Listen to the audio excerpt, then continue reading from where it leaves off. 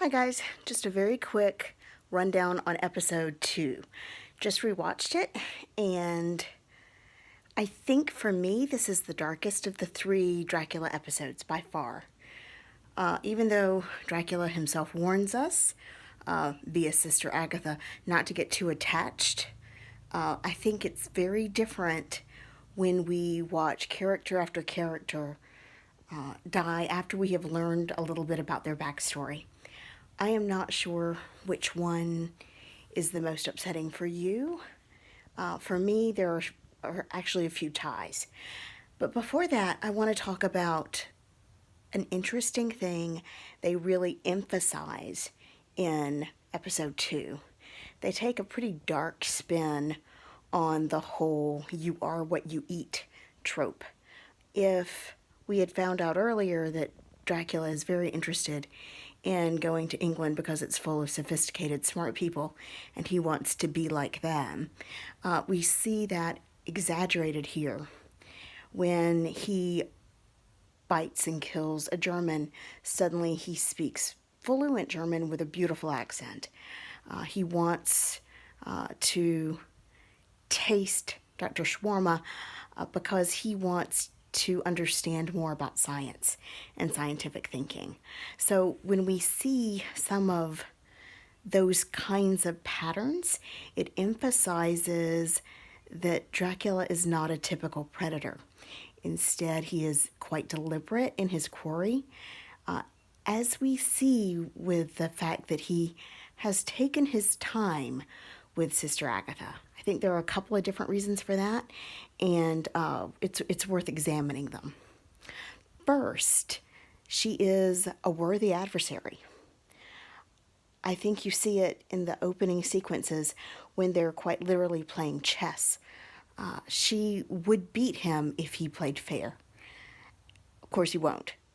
But you still see throughout the entire episode, unlike Jonathan Harker, unlike centuries of his other victims, she doesn't give up. She fights. And in the end of the episode, even if it's not the resolution that we wanted to see neat and tied up with a pretty little bow, she does come a lot closer to actually destroying him than anyone else has ever managed to do. Pretty remarkable, considering she had been his prisoner quite literally for months. A couple of other things to think about.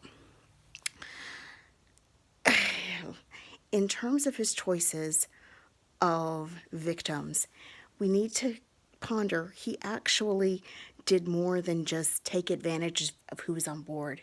He coordinated this trip. He arranged it so that just these people would show up just this week for their voyage. It was quite deliberate. We find out that he had even arranged the marriage between the young man who actually did kill Dr. Shawarma and that young man's wife. He gives her a strange sort of gift right before he murders her and showing her what might have been. Of course, we know, just like he knows, that there would be no idyllic future for her because of the kind of man that she married. But he allows her that moment of illusion. That's important because it shows us that Dracula clings to his own illusions in a way. One of them is his innate nobility, his kind of sense of noblesse oblige, the idea that he is somehow better than a typical murderer. He tells himself this so much that he believes it. And so these little acts of mercy are frankly anything but. We see a darker side of his personality when he taunts the old lady, the Archduchess. He has her remember back to when she was a 16-year-old girl, and at her coming of age party, at her debutante, she remembers receiving a pineapple, which back in the day would have been considered luxurious in the middle of an Austrian winter. To get that kind of tropical fruit, it must have cost a fortune. She also remembers that her mother disappeared the night of the dance after Dracula's appearance. I don't know about you.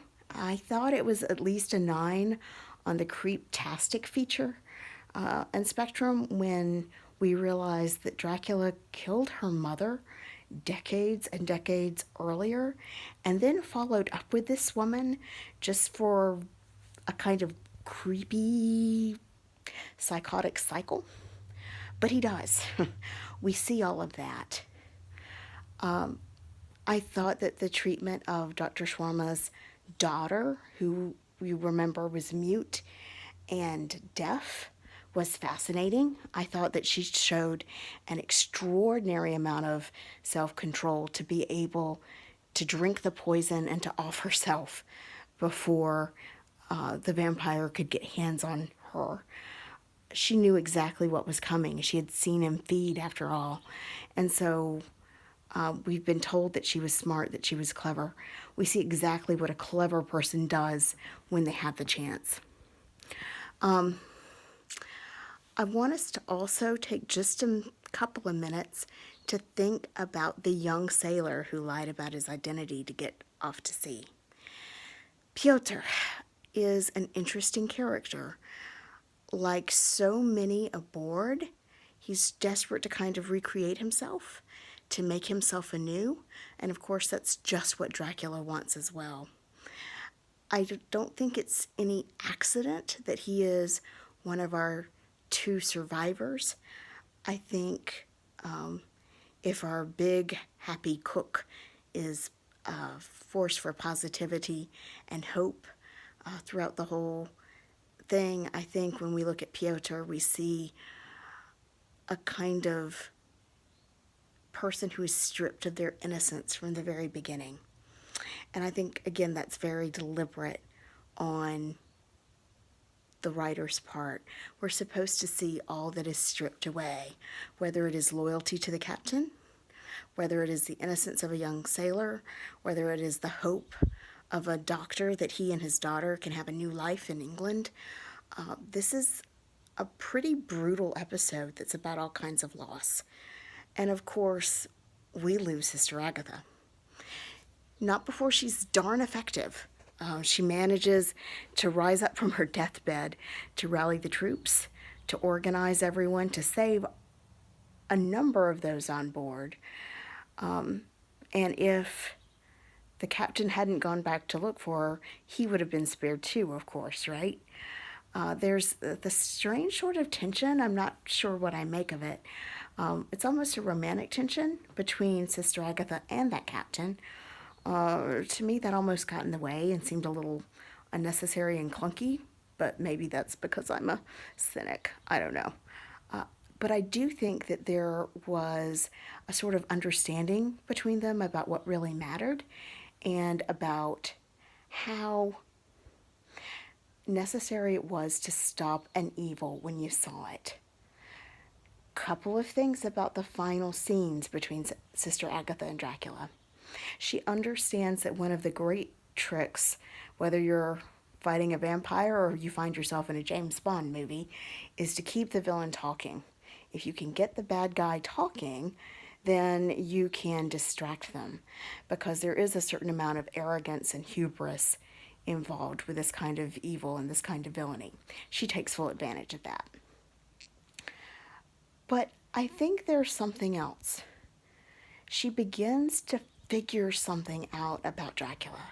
She begins to realize that not only has he been lying to everyone in his circle for all of these years, she realizes that he's been lying to himself, that there are ways in which he has vulnerabilities that he doesn't want to admit yet. And although those are not all verbalized, hey guys, wait for episode 3, we do begin to get a sense that these are psychological hang-ups of his, not just physical ones. I think the way in which we see Dracula, on one hand, seek out understanding and companionship and rivalry with Agatha, even as he is hell-bent on keeping her at a distance, shows us something about his makeup and something about the way he functions.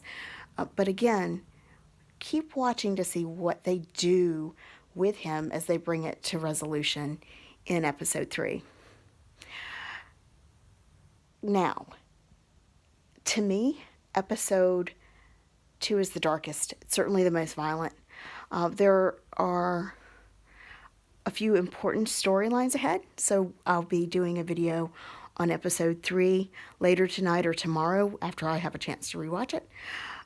But in the meantime, I'm really interested in seeing what scene or scenes stood out the most to you from this episode and what you think they help us understand about Dracula and about the people who are going to be trying to trap him. Take care, guys.